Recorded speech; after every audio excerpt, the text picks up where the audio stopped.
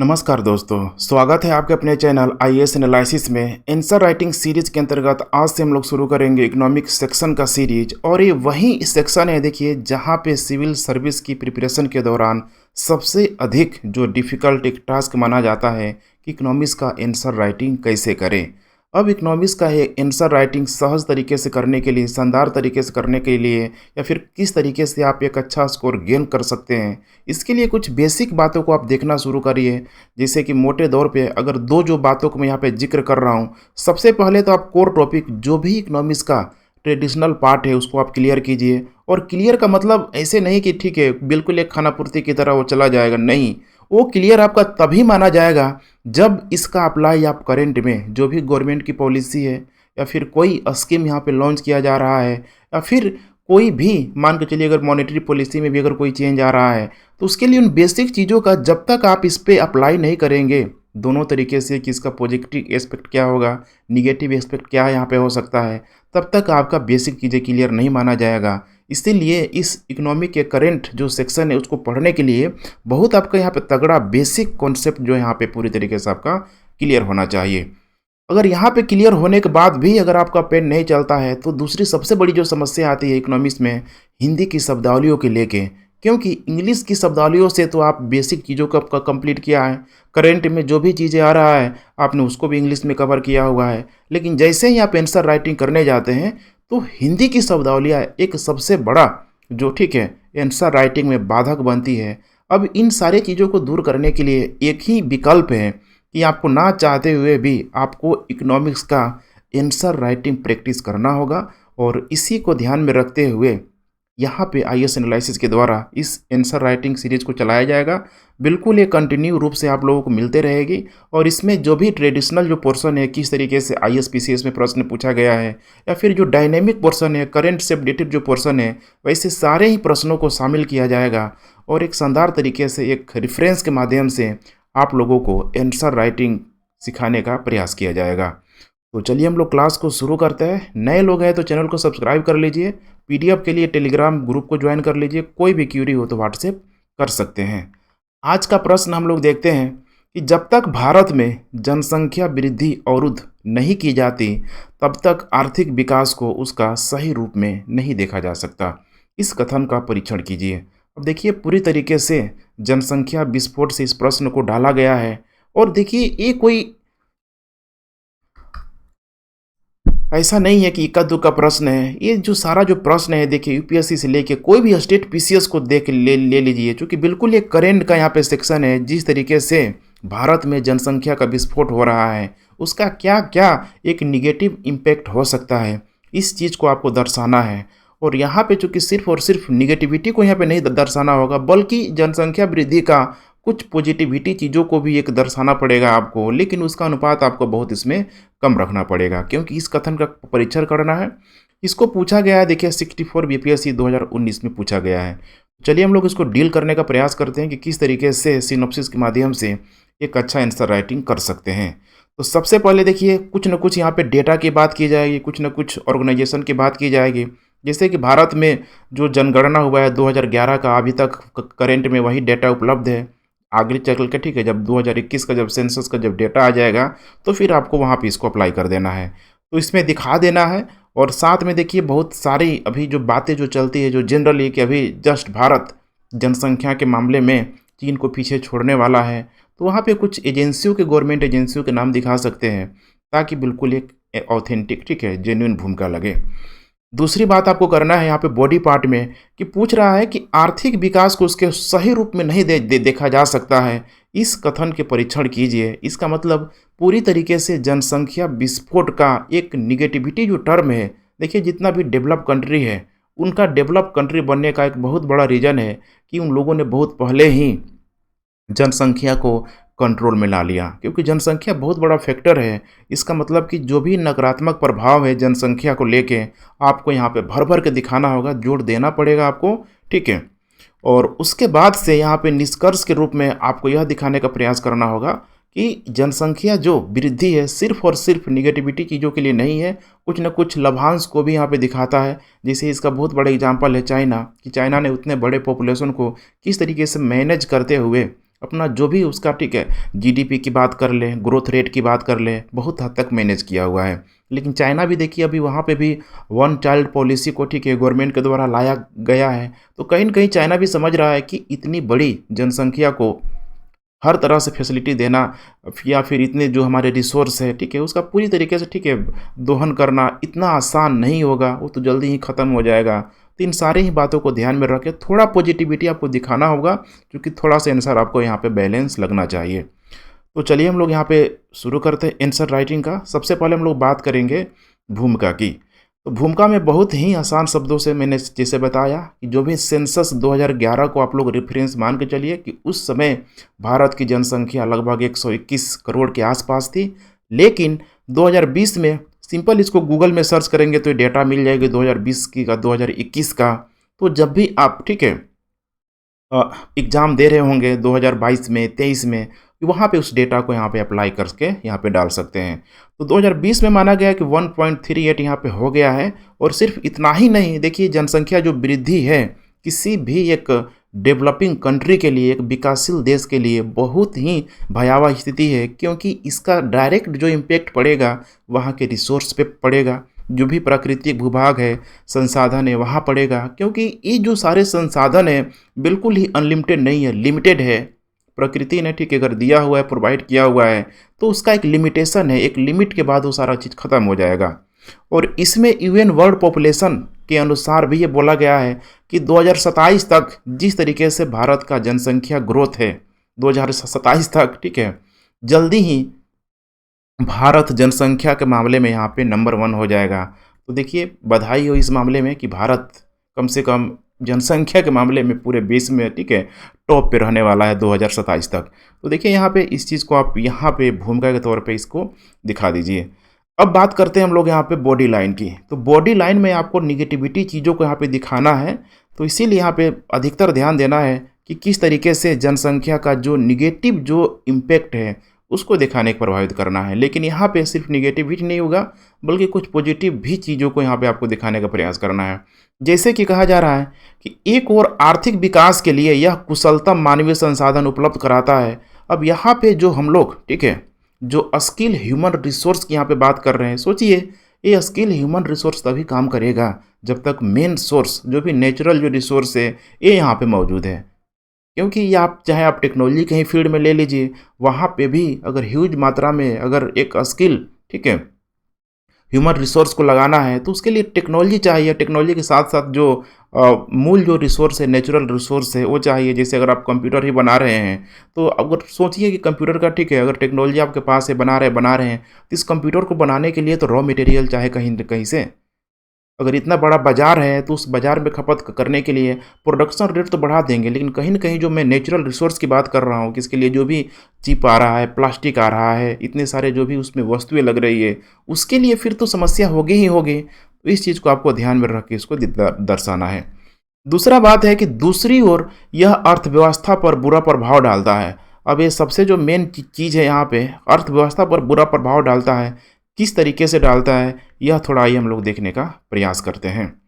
देखिए यहाँ पे नंबर 1 कह रहा है कि तीव्र गति से जनसंख्या वृद्धि आर्थिक विकास की गति को यहाँ पे धीमी कर देती है। क्योंकि तीव्र गति से क्या होगा कि जनसंख्या वृद्धि के कारण किसी भी देश में, सिर्फ भारत में ही क्यों, उनकी आवश्यकताओं का ठीक है यहाँ पूरी तरीके से यहाँ पे पूर्ति नहीं हो सकती है। क्योंकि इसके लिए जो भी एक राष्ट्रीय आय है, जो नेशनल जो इनकम का अधिकांश भाग यहाँ पे व्यय कर दिया जाता है, जिसके फलस्वरूप जनसंख्या वृद्धि के अनुरूप उत्पादन में वृद्धि नहीं हो पाती है। जोड़ा थोड़ा बहुत इनकम यहाँ पे ठीक है जनरेट होगा, उसका फिर इसी में यहाँ पे यूटिलाइज कर दिया जाता है।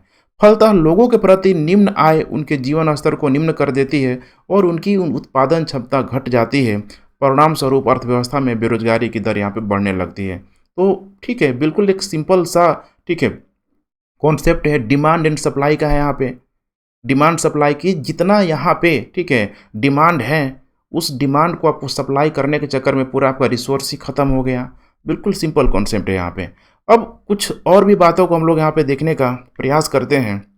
जैसे कि जब तक जनसंख्या वृद्धि अवरुद्ध नहीं की जाती तब तक आर्थिक विकास को उसके सही रूप में नहीं देखा जा सकता। इस आधार पर भी कहा जा सकता है कि तीव्र गति से बढ़ती हुई जनसंख्या देखिए आर्थिक विकास के मार्ग में एक दीवार की भांति खड़ा होकर बाधा पहुंचाता है, जिससे आर्थिक प्रगति का यहाँ पे प्रयास सीमित हो जाता है।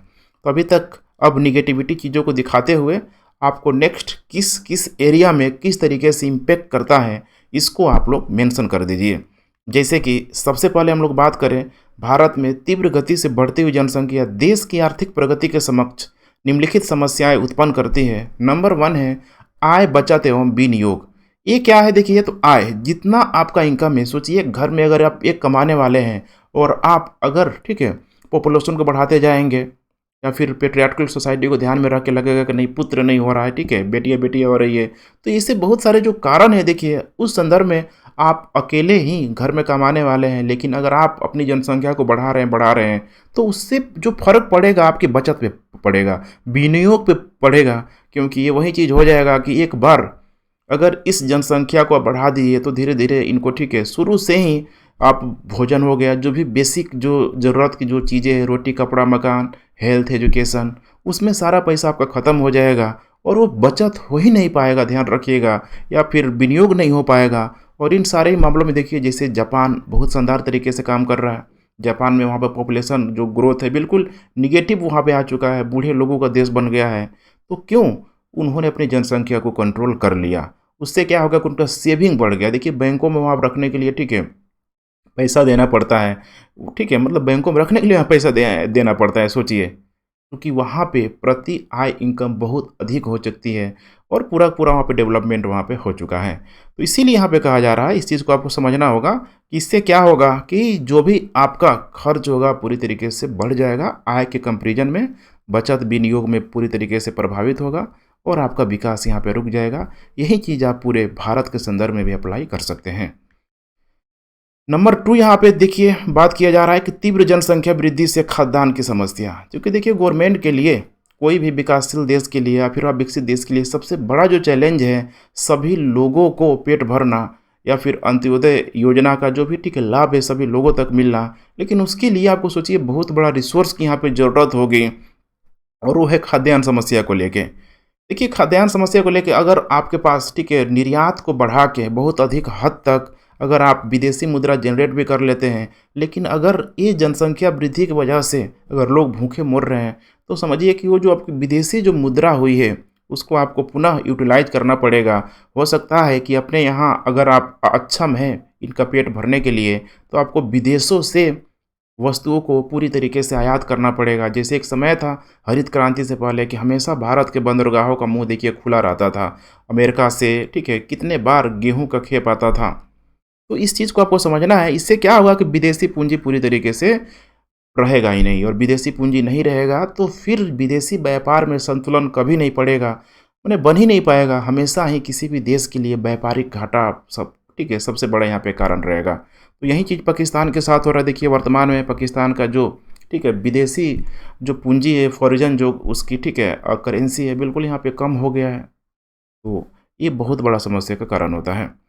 नेक्स्ट चीज़ों को और भी आप दिखा सकते हैं, जैसे कि यहाँ पे बेरोजगारी में वृद्धि, पॉपुलेशन को लेके सबसे बड़ी जो समस्या है देखिए आए दिन यहाँ पे गवर्नमेंट जॉब को लेके प्राइवेट जॉब के लिए कितनी मारामारी है इंडिया में, और इसका सबसे बड़ा भयावह स्थिति यही है जनसंख्या वृद्धि। तो जनसंख्या वृद्धि को यहाँ पे लेके यहाँ पे बात किया जा रहा है कि जो भी देखिए कार्यशील जनसंख्या में जब भी वृद्धि होगी आप योग्य हैं, याद आ रहा है ना आपको मिर्ज़ापुर का कि बहुत दुख होता है जब आप योग्य होते हैं और आपकी योग्यता को परखा नहीं जाता है, अर्थात आपके लिए उस योग्यता के अनुपात में जब काम नहीं मिल पाएगा तो समझिए समस्या आएगा, फिर पकौड़ा तलना पड़ेगा, ठेला खोलना पड़ेगा। तो फिर वो जो ह्यूमन रिसोर्स है जो उतना आपको शुरू से बचपन से उस तरह का ठीक है इंफ्रास्ट्रक्चर में आपको रखा गया कि एक दिन आप ठीक है उस समाज के लिए उस देश के लिए कुछ आप ठीक है बेनिफिट देंगे, लेकिन वो फैसिलिटी आपको उस देश में मिल नहीं रहा है, तो फिर ये भी एक बहुत बड़ी समस्या का कारण है। तो ये है बेरोजगारी वृद्धि है। बेरोजगारी का कई टाइप होता है, ठीक है आप लोग इसको ध्यान रखना है। इच्छिक बेरोजगारी, अनैच्छिक बेरोजगारी, मौसमी बेरोजगारी, उसका भी यहाँ पे आप जिक्र कर सकते हैं। उसके बाद से यहाँ पे नेक्स्ट कुछ और भी का कारण है आश्रितों की संख्या में वृद्धि, क्योंकि ये भी एक कारण है जनसंख्या बढ़ने के कारण आश्रितों की संख्या में लगातार वृद्धि हो रही है, जिसके परिणाम स्वरूप कार्यशील जनसंख्या पर इसका विपरीत प्रभाव पड़ रहा है। वर्तमान में लगभग 66% लोग यहाँ पे आश्रित हैं। अब समझिए 66 का मतलब कि बाकी जो लगभग यहाँ पे 34 के आसपास बच रहा है, यही लोग कार्यशील हैं, और बाकी जो 66% लोग हैं इन पे पूरी तरीके से डिपेंडेंट हैं। एज ए स्टूडेंट अगर आप भी हैं तो देखिए आप भी अपने कहीं ना कहीं ठीक है पेरेंट्स के इनकम पे ही डिपेंडेंट हैं।